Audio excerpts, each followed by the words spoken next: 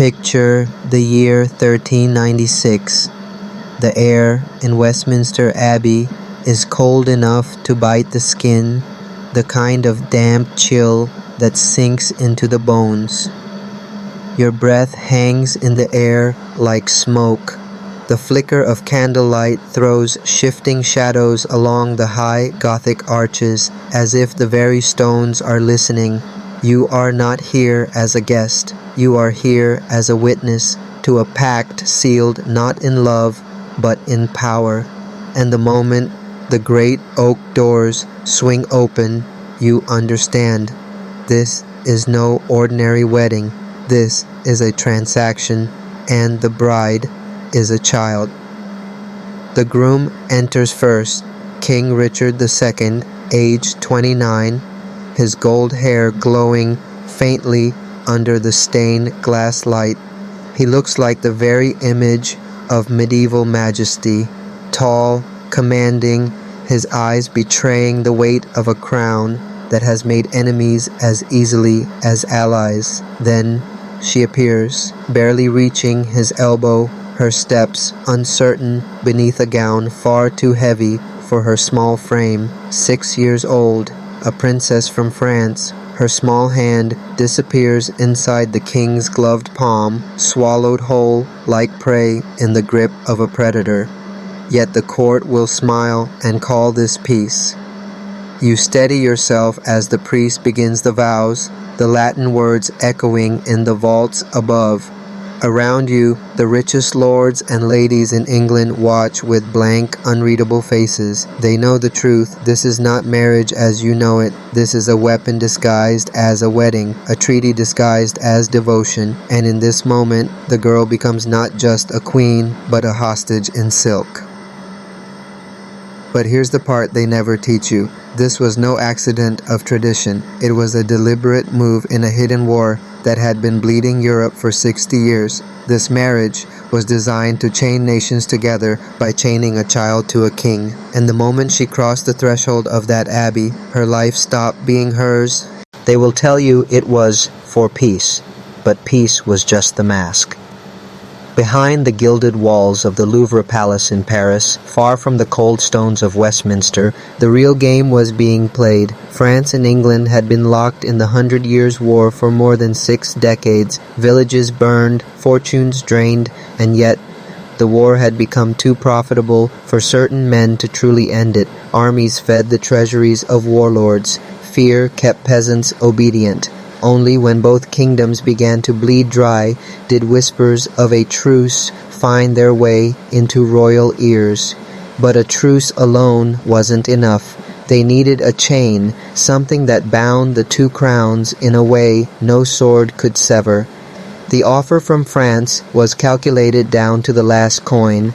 They sent a portrait of little Isabella, her dark eyes framed by braids strung with pearls, and a promise, 800,000 gold francs in dowry and a 28-year truce, enough gold to refill England's empty war chest, enough time to let an entire generation grow up without war, or so the story went. In truth, the gold bought more than peace, it bought influence. The child was a Trojan horse in silk, carrying French loyalty into the heart of England's court. Richard's counselors were split. Some saw salvation in the gold and the truce. Others feared scandal. Marrying a child, even by medieval standards, was unusual and dangerously symbolic. But the king himself, he stared at that portrait longer than anyone. To some, it looked like a ruler making a cold calculation. To others, it looked like a lonely man, childless, widowed, seeing in this arrangement the chance to be not just a husband, but a father. They were wrong. In truth, he was buying a living key to unlock the doors of France. And so, with ink and wax and whispered oaths, a 6-year-old girl's fate was sealed. Her name became not her own, but a clause in a treaty. The documents called her Queen of England. In reality, she was a message written in flesh and blood. And the message was this: the war isn't over. It's just changing form. To understand the girl, you must first understand the father. Isabella was born in the glittering Louvre palace, but her cradle sat in the shadow of madness. Her father, Charles VI of France, known to history as Charles the Mad, was a man whose mind could shatter without warning. Some days he ruled with clarity and skill. Other days he forgot who he was, refused to bathe for months, or screamed that invisible assassins hunted him in the corridors. He believed at times that his body was made of glass, and if he moved too quickly, he would break into 1,000 pieces. And yet, this fragile, fractured man was the King of France. For a child, this was no fairy tale court. One day her father would smile, lifting her onto his knee and showering her with gifts. The next, she would see him cowering in the shadows, muttering to himself, eyes wild with visions no one else could see. Servants would whisk Isabella away when the episodes began, but a child does not forget the sight of her father breaking before her eyes. Her earliest lessons were not in language or dance, they were in reading the weather of her father's mind. Her mother, Isabella of Bavaria, was a different kind of danger. Sharp, ambitious, and unyielding, she ruled the court during the king's madness. To her, children were political assets. She saw her eldest daughter's beauty and bloodline as currency in a high-stakes game, and she would spend it without hesitation. In Isabeau's eyes, Isabella was not just a child, she was leverage. Outside the palace, France was bleeding. The 100 Years' War had turned the countryside into a graveyard. Fields were burned, villages abandoned, and hunger gnawed at the bones of the poor.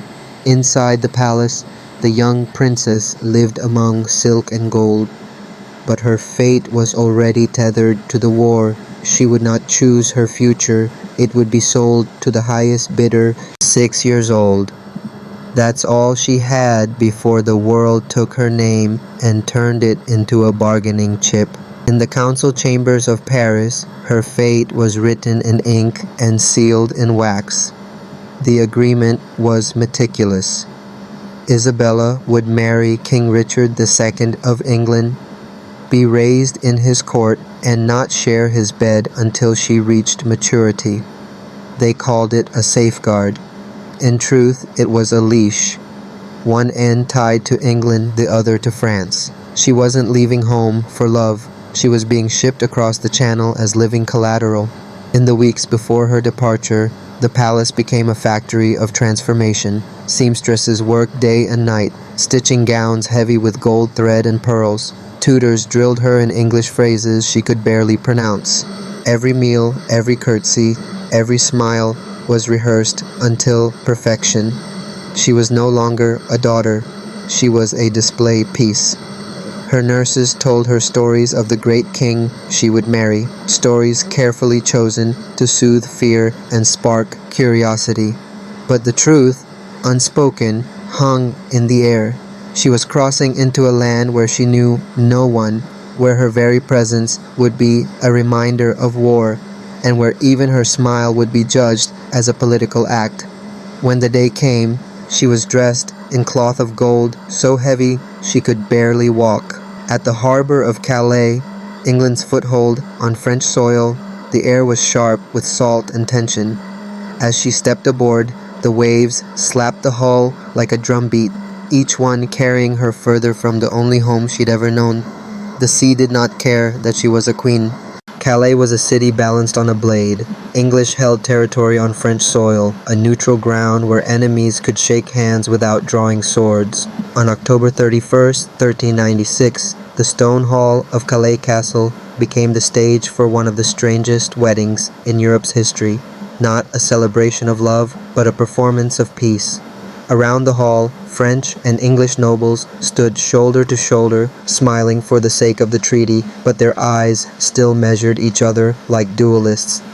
The bride entered first. 7 years old now, She was draped in cloth of gold so heavy with embroidery and pearls that two ladies had to steady her steps. The crown on her head was specially made for a child, yet it looked almost too large.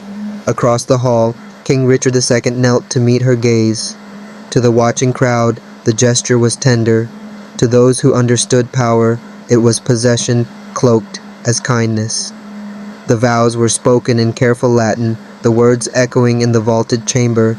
Richard's voice was steady, each syllable deliberate. Isabella's responses, practiced endlessly in Paris, came out in a soft, precise rhythm. The watching nobles applauded politely, but in the silence between claps, one could almost hear the treaty locking shut like an iron door.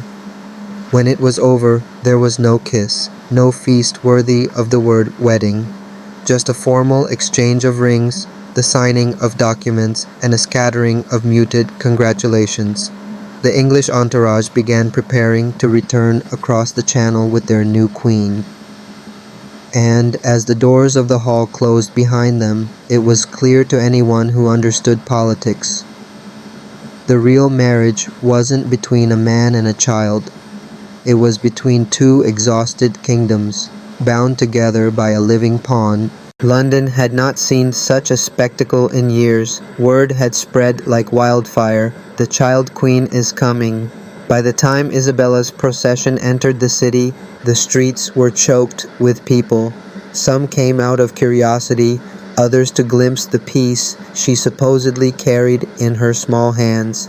The city rang with church bells, and flowers rained down from windows. Yet for all the joy, the air was thick with something unspoken. The English were seeing not a bride, but a living reminder that their king had chosen negotiation over conquest. Her coronation in Westminster Abbey was a display of unmatched grandeur. The cathedral blazed with candlelight, the air heavy with incense. A special crown had been made to fit her small head, delicate yet glittering with gems.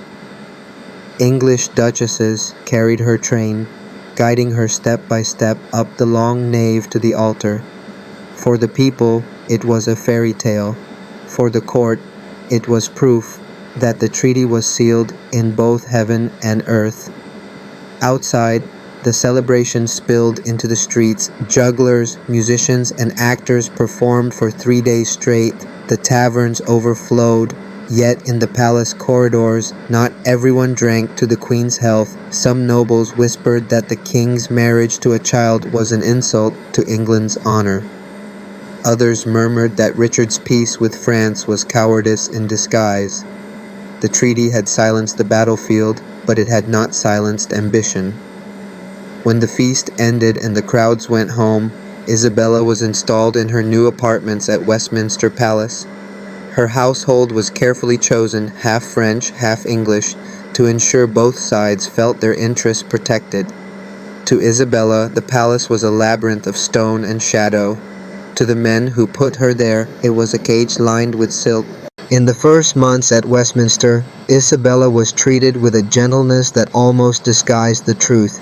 Richard visited often, bringing her gifts, jeweled books from Oxford, exotic birds from Ireland, music boxes that played French melodies. He seemed to enjoy her company in a way that was more paternal than romantic. But kindness in a king is not always without calculation. Every gesture was a performance for the court, proof that the treaty with France was not only intact but cherished. Medieval royal households were not quiet places. Children of noble birth lived and learned together, forming alliances as easily as they played games. Isabella's closest friend became Margaret Holland, the daughter of one of Richard's half-brothers. Margaret was 2 years older and already fluent in the court's coded language. She taught Isabella which ladies could be trusted, which lords held grudges, and how to answer a question without revealing anything. It was Margaret who explained why the English nobles seemed to watch each other so carefully. Richard's reign had been marked by rebellion and resentment. Many great lords felt the king favored his personal allies over the ancient rights of the nobility. The peace with France had not softened them, it had only given them time to plan. Isabella listened, memorizing every name, every grudge. She was learning faster than anyone realized. She began to notice the silences, how voices would drop when Richard entered, how glances passed between the lords when she appeared, how even her French ladies measured their words. The girl who had been sent as a symbol of peace was becoming something else, an observer in a court where every smile was a blade and every silence was a strategy. The peace Richard had purchased with Isabella did not last. By 1399, England was boiling with discontent. Powerful nobles, led by Henry Bolingbroke, seized their moment. Richard was captured while away from London, and within months the anointed king was stripped of his crown. The child queen's protector, her political shield, was gone. In the eyes of the new regime, Isabella was not a wife, she was a problem.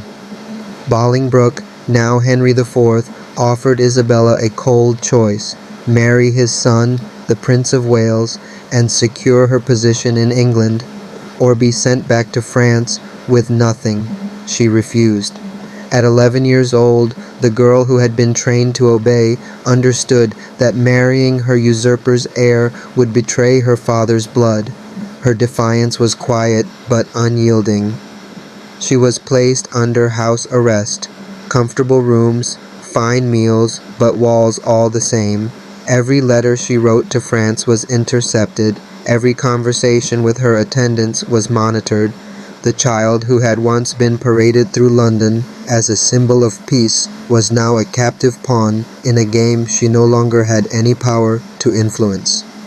In 1401, after 2 years of isolation, she was finally allowed to return to France.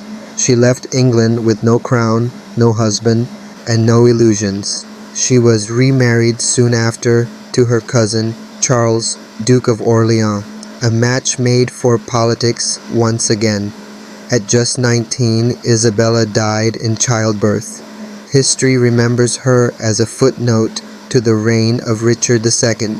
But for those who read between the lines, she was something more, a reminder that even the smallest pawn can choose silence over surrender, and in doing so, keep her soul intact.